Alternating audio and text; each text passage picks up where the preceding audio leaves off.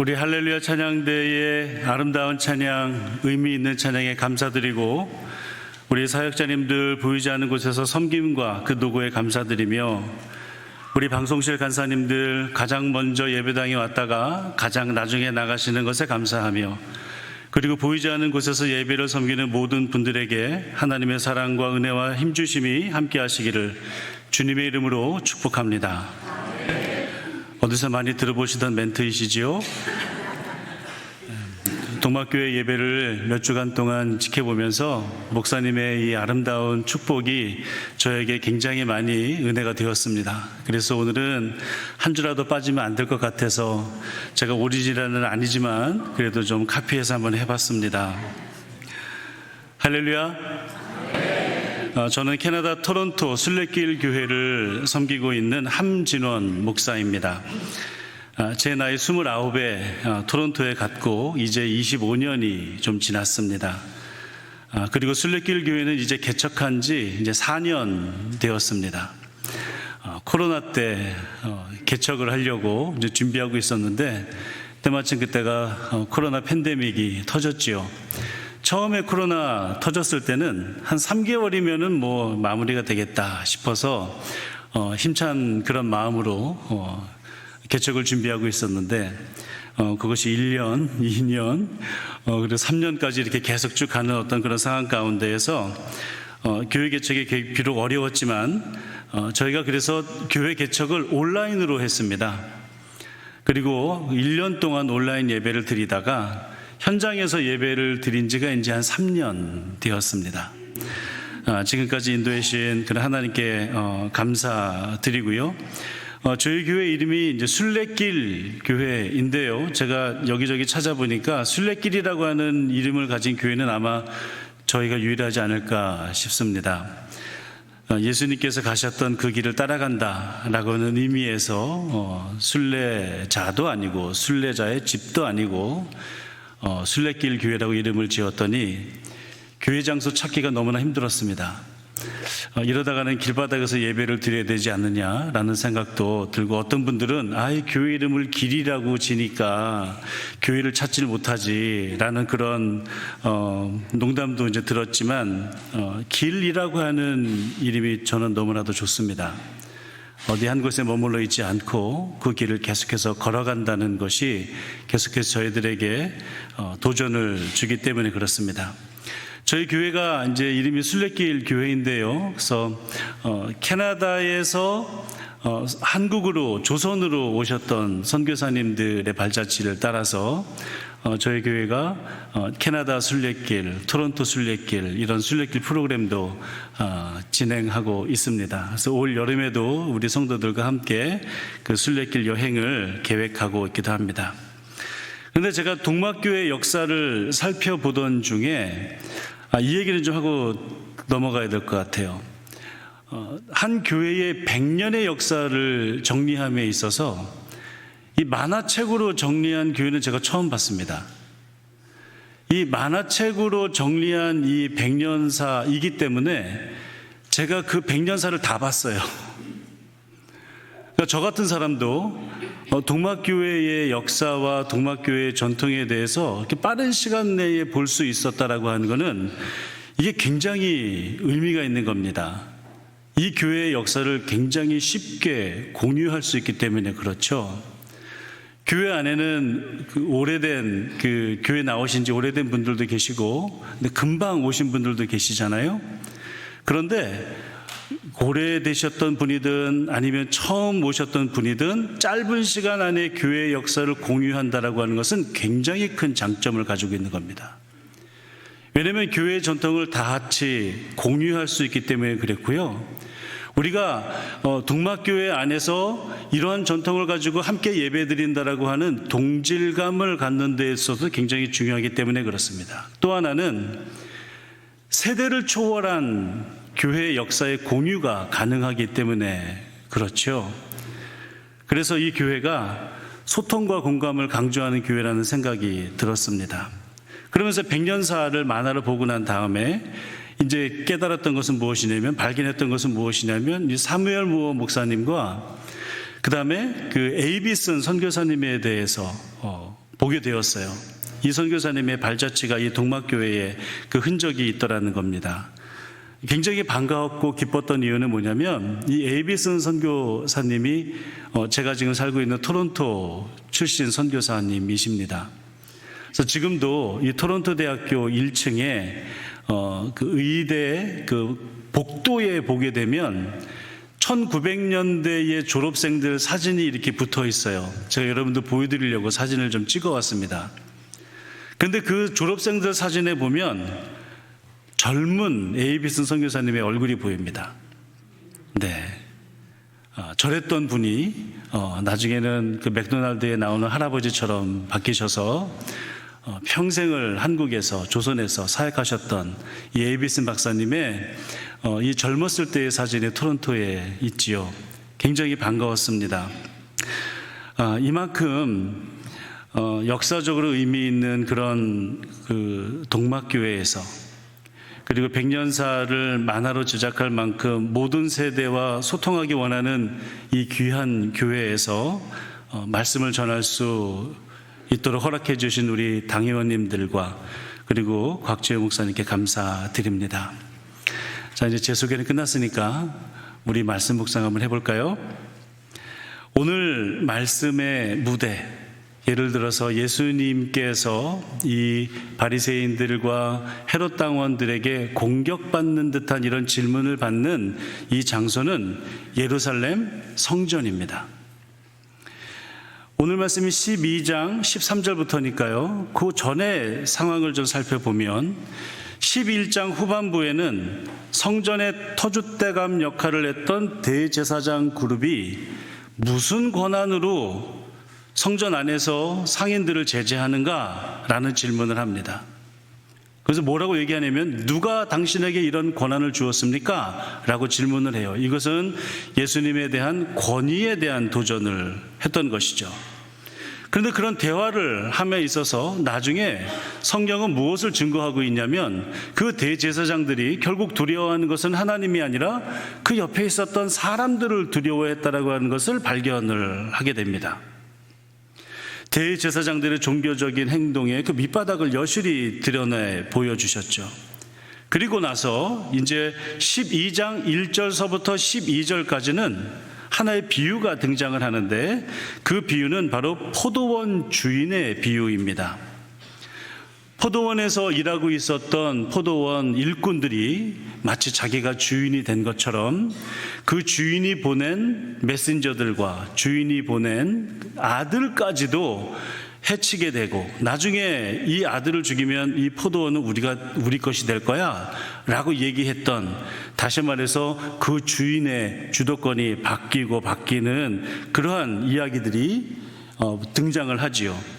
그 이야기를 들은 대제사장들은 저 이야기는 바로 우리한테 하는 얘기구나 라고 하는 것을 속으로 알고 있게 됩니다.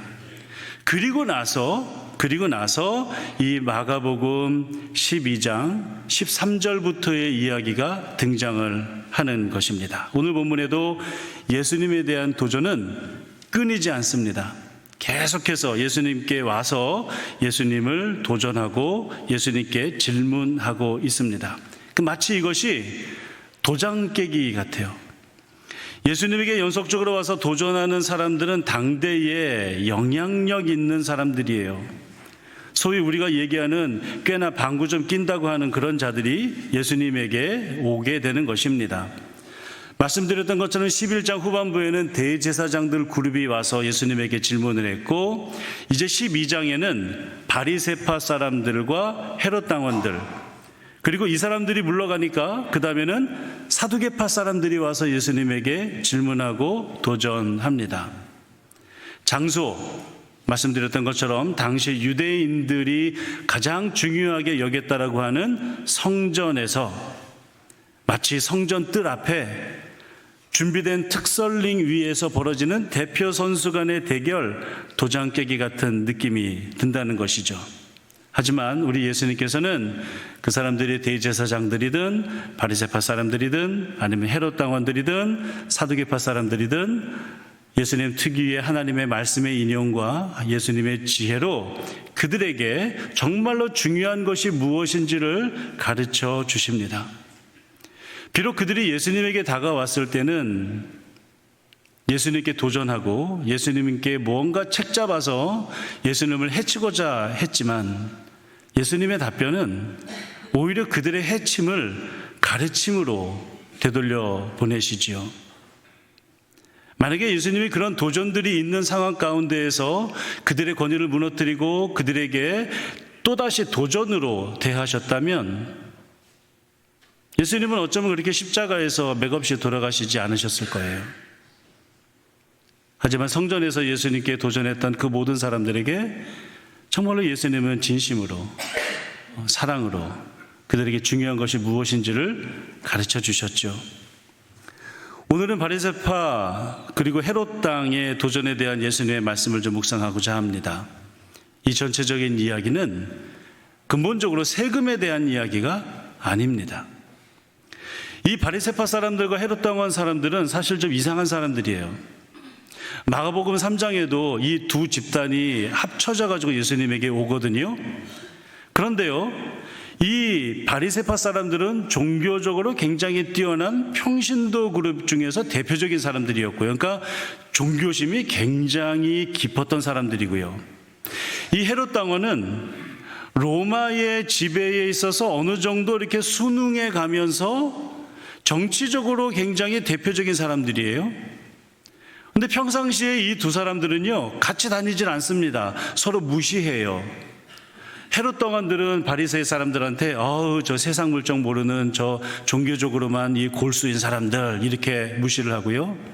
바리새파 사람들은 저 로마에 빌어붙어 먹는 저 사람들이라고 해서 사실 서로가 사이가 안 좋은데 언제가 좋으냐면 예수님 욕하고 예수님에게 질문하고 도전하고 할 때만 이렇게 연합을 합니다. 오늘도 그렇게 그들은 연합해서 예수님에게 다가옵니다.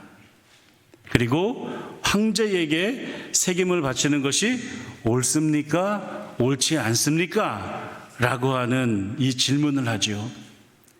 근데 사실 이 질문은 단순히 세금 정책에 대한 세금에 대해서 어떻게 생각하세요? 라고 하는 그런 질문이 아닙니다. 이 질문은 종교적이면서도 또한 동시에 정치적인 의도를 가지고 있는 아주 교묘하고 공격적인 질문입니다. 이에 대한 예수님의 답변에 등장하는 데나리온을 한번 살펴보면 그들의 의도를 더 잘 알 수 있어요. 로마 황제에게 세금을 바쳐야 하느냐는 질문에 예수님은 데나리온 하나를 가지고 오라고 하십니다. 이 한 데나리온이라고 하는 것은 당시 노동자의 하루 품삯이라고 하는데 사실 일반적인 노동자의 품삯이 아니라 그때 당시 로마 군대의 초급 장교의 하루 일당이니까 좀 약간 높은 가격이지요. 데나리온이라고 하는 것은 당시 로마 제국에서 사용되던 은하로 된 주화입니다. 그 데나리온을 한번 보여드리도록 하겠습니다. 지금 보시는 그 이 은하가 예수님 당시에 통용되었을 거다라고 생각하는 티베리우스 데나리온입니다. 예수님은 데나리온을 보여달라고 하시면서 이 초상은 누구의 것이며 적힌 글자는 누구의 것이냐라고 이제 말씀을 하셨죠. 그래서 이 동전 안에는 초상도 있고 글도 있죠. 동전을 한번 볼까요? 이 얼굴의 초상은 당시 AD 14년에서부터 37년, 그러니까 약 22년 6개월 동안을 로마 제국을 통치했던 티베리우스 황제의 얼굴이 저기 그려져 있고요. 그 옆에 오른쪽에 써져 있는 저 그 로마자는 이 문구가 있는데 이 문구를 이제 심상법 교수님의 주석책을 참고해서 말씀을 드리면 제가 한번 읽어드릴게요. 밑에서부터 위로 올라갑니다. T 케사르 디프 아우그 푸 아우구스투스.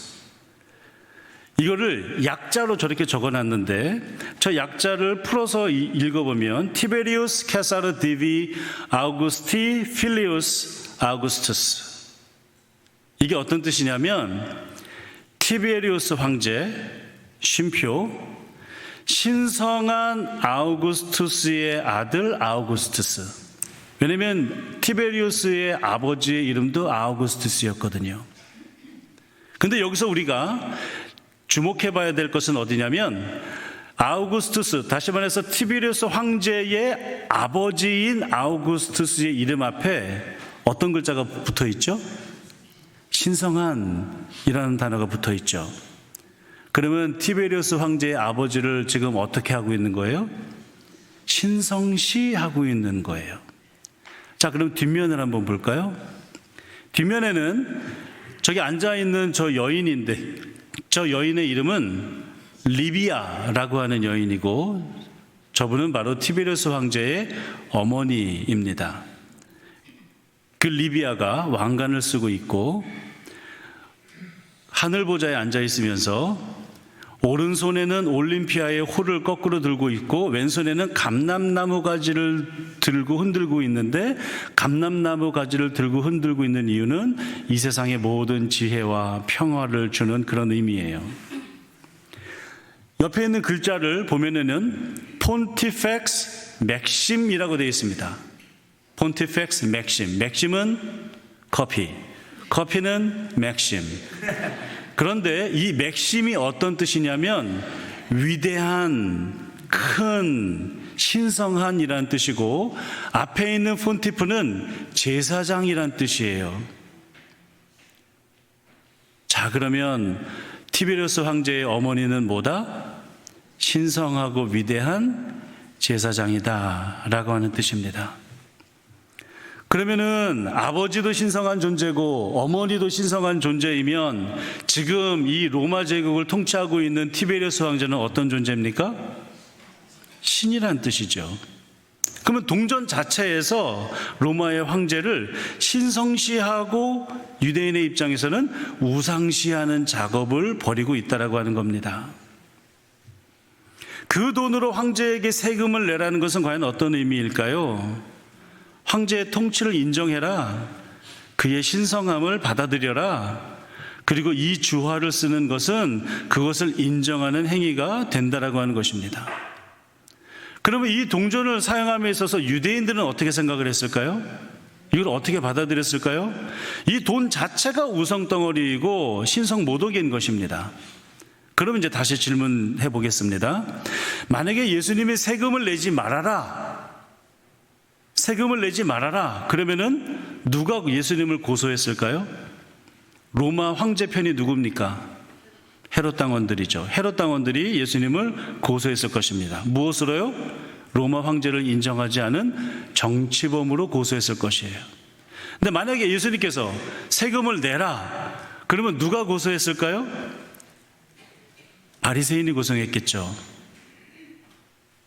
예수님을 어떤 사람으로? 우상숭배자로 낙인 찍으면서 그렇게 고소했을 것입니다. 하지만 예수님은 그들의 관계에 넘어지지 않습니다. 예수님의 답변은 우리가 너무나도 잘 아는 것처럼 황제의 것은 황제에게, 하나님의 것은 하나님께 돌려드려라. 오늘 말씀을 보면 모두가 경탄했다라고 이야기하고 있습니다. 그럼 이제 우리는 황제의 것은 무엇이고 하나님의 것은 무엇인지를 알아야 되겠죠? 질문합니다. 과연 여기에서 말하는 황제의 것은 무엇이고 하나님의 것은 무엇일까? 그동안 이러한 말씀을 가지고 많은 해석들이 있었습니다. 나름 일리도 있는 몇 가지를 설명해 드리겠습니다. 우선 좁게는 황제의 것은 황제에게 라고 한 것은 로마의 인두세를 얘기한 것이고, 하나님의 것은 하나님에게 라고 하는 것은 당시 유대 사람들이 내야만 했던 성전세를 의미한다라고 해석할 수도 있으나, 말씀드렸던 것처럼 이 문제는 단순히 세금에 대한 문제가 아닙니다. 보다 더 근본적인 문제를 다루고 있습니다. 그렇다고 해서 이 해석에 대한 부분을 세속적인 것과 거룩한 것을 나누는 이분법적인 것으로 해석할 수도 있겠으나, 하나님께서 가이사의 것은 가이사에게 바치라고 했으니 성과 속을 구별하는 이분법적인 구분은 좀 약간 부족한 해석이라고 생각이 듭니다.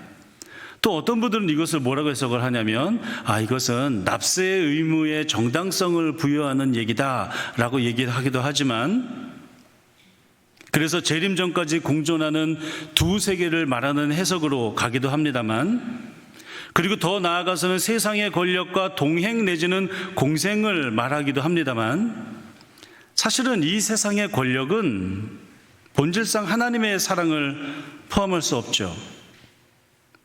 하나님의 사랑이 이 세상의 모든 권력을 포함할 수 있기 때문에 그렇죠. 그렇다면 우리는 이 말씀들보다, 이 해석들보다 보다 더 통합적인 해석을 하기를 원합니다. 그러기 위해서 우리는 한 단어를 살펴보고자 합니다. 가이사의 초상이라고 번역된 단어는 영어로는 이미지라고 번역을 합니다. 그리고 이 이미지라고 하는 번역은 헬라어 성경에서는 에이콘이라고 하는 단어로 사용되었습니다. 그런데 헬라어, 다시 말해서 신약 성경에서 사용되었던 이 에이콘이 구약 성경에서는 언제 사용되었을까? 바로 이 단어가 창세기 1장 26절에 이 에이콘이라는 단어가 사용이 됩니다. 언제 사용될까요? 형상이라는 단어를 사용하면서. 언제 그 형상이라는 단어가 쓰여지나요? 우리가 우리의 형상을 따라서 우리의 모양대로 사람을 만들자 했을 때 형상과 모양에 사용되었던 헬라어 단어가 바로 에이콘, 이미지, 초상이라고 하는 단어를 사용했다라고 하는 것입니다. 그래서 초상이라는 단어를 형상이란 단어로 치환해서 해석할 수 있겠지요? 그러면 이렇게 됩니다. 따라서 예수님께서 말씀하신 가이사의 것, 이것은 가이사의 형상을 따라 거듭나 가이사에 소유된 사람들은 가이사에게 바쳐지고, 하나님의 형상을 따라 거듭난 하나님의 소유된 사람들은 하나님에게로 바쳐져야 한다라고 묵상할 수 있겠습니다. 그러므로 세금을 바쳐야 됩니까? 바치지 말아야 됩니까? 라고 하는 이 도전은 단순히 세금을 바쳐라, 바치지 말라가 아니라 보다 더 근본적인 존재론적인 정체성에 관련된 그런 말씀을 하고 있다라고 하는 것입니다. 하나님께 바쳐진 삶이 우리에게 너무나도 중요합니다.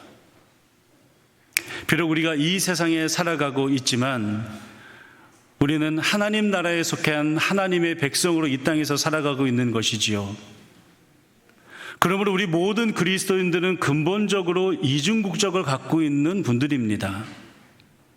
이 땅에서도 생존하고 살아야 되고 이 땅에서 이루어야 될 하나님의 사명이 있는 그런 사람들, 하지만 이 땅에서도 하나님의 나라를 살아야 되는 사람들,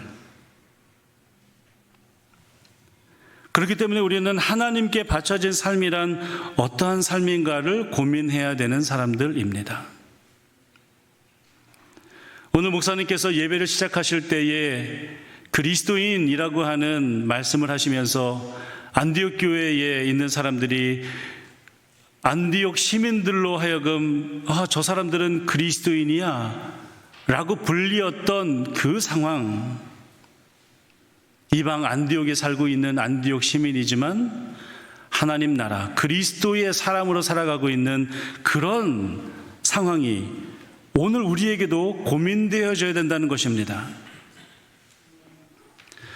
하나님의 형상을 입고서 하나님께 바쳐져야 한다는 것을 알면서도 하나님을 외면하는 자들은 12장 말씀 초반부에 등장했던 포도원 주인을 무시한 아주 무례한 일꾼과도 같은 자들일 것입니다. 그러므로 주인이 누군가를 아는 것은 너무나도 중요합니다. 그렇기 때문에 주인이 누군가를 아는 사람들은 하나님, 나에게 이런 기도 제목이 있고 이런 뜻이 있으니 하나님 이것을 관철시켜 주세요 라고 기도하는 것이 아니라, 하나님, 내가 이 시대와 이 땅에 이 커뮤니티 안에서 이 공동체 안에서 하나님이 원하시는 것이 무엇입니까? 제가 그 하나님이 원하시는 것을 순종하고 따르겠습니다 라고 하는 그런 기도와 그런 다짐과 그러한 우리의 삶의 방향이 있어야 한다는 것입니다. 풍요로운 포도원에 살고 있지만 포도원에 사로잡히지 않는 삶이 중요합니다. 다시 말해서 내가 세상 속에 살고 있지만 세상에 속하지 않는 삶을 말하는 것입니다. 오늘 이 질문을 했던 사람들 중에 바리새인이라고 하는 사람들이 있었죠. 이 바리새인이라고 하는 이 이름의 뜻이 어떤 뜻이냐면 구별된 자라는 뜻입니다. 분리된 자라는 뜻입니다. 우리가 구별된다, 분리된다 라고 하는 것을 우리가 뭐라고 얘기하면 거룩이라고 얘기합니다. 바리새파 사람들의 그들의 이름 자체가 거룩한 사람들이라고 하는 뜻을 갖고 있다라고 하는 것입니다. 하지만 정작 그들은 하나님을 위한 삶을 살기보다는 기득권에 안주하고 하나님의 시선보다는 오히려 사람들의 시선에 더 신경 쓰는 구별된 자라는 이름을 갖고 있으나 실상은 구별되지 못한 자로 전락하게 되었다라고 하는 것입니다. 하지만 하나님께 바쳐진 삶이라고 하는 것은 세상과 구별하되 세상을 단절하는 것이 아니라 오히려 세상 속으로 들어가서 그곳에서 세상을 변화시키고 변혁하는 삶이 바로 하나님 나라의 백성의 삶이다라고 하는 것입니다. 가이사의 것과 결탁하라는 것이 아니라 하나님의 것으로 변화를 시키자라고 하는 것입니다. 그렇다면 우리가 어떻게 변혁시킬 수 있고 변화시킬 수 있을까요? 돈으로 가능할까요? 힘으로 가능할까요? 무력으로 가능할까요? 아니면 물리적인 어떤 정치적인 어떤 힘으로 가능할까요? 우리가 이것이 가능하지 않다라고 하는 것은 이미 유치원 때서부터 배워서 압니다. 돈으로도 못 가요, 하나님 나라. 힘으로도 못 가요, 하나님 나라. 거듭나면 가는 나라, 하나님 나라. 믿음으로 가는 나라, 하나님 나라. 하나님의 뜻으로 가는 하나님 나라. 이제 우리는 이 말씀을 통해서 묵상하는 가운데에 과연 우리가 어떻게 이 한국 사회를 그리고 교회가 존재하는 이 모든 이 세상의 사회를 변혁시킬 수 있을까? 아니면 내가 변혁할 수 있다라는 생각을 가지고나 있을까라고 하는 그런 질문을 오늘 말씀은 예수님의 말씀을 통해서 우리에게 도전하고 있는 것입니다. 오직 하나님의 사랑과 그분의 뜻으로만 가능합니다. 예수님께서 이렇게 성전에서 말씀을 하시고 그 다음 어떤 일들이 벌어졌냐면 이제는 십자가의 길로 가십니다. 골고다의 길로 가십니다. 그것이 예수님이 세상을 변혁시키시는 방법이셨습니다. 그리고 그것은 유일한 방법이셨습니다. 하나님의 것으로 하나님께 바쳐지는 삶, 그것을 스스로 보여주셨습니다. 그것은 바로 십자가의 길을 가는 삶입니다. 가이사의 방법이 아니라 하나님의 방법으로 말입니다. 저는 이런 꿈을 꿉니다. 저와 여러분은 비록 오늘 처음 만났습니다. 저희가 살고 있는 곳은 수천 킬로 떨어져 있는 저는 토론토, 여러분들은 서울 동막골. 동막골 교회가 대형교회가 됐다가 다시 동막교회로 이름을 바뀌었다는 역사를 듣고서 굉장히 기뻤습니다. 처음에 그 첫사랑을 생각하는 의미 아니었을까라고 생각을 했습니다. 만약에 우리가 하나님의 나라의 시민권자로서 하나님의 나라의 꿈을 꾸고 산다면 비록 순례길 교회와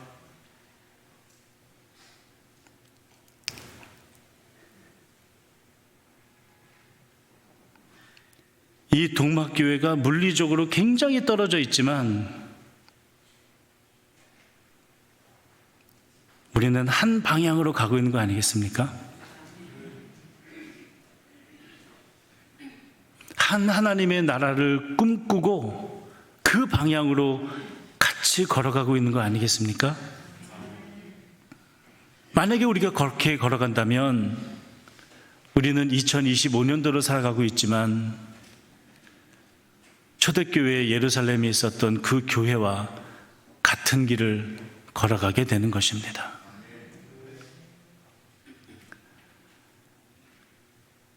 하나님의 것을 하나님께 드리는 교회, 세상 속에 있으나 세상에 속하지 않은 성도,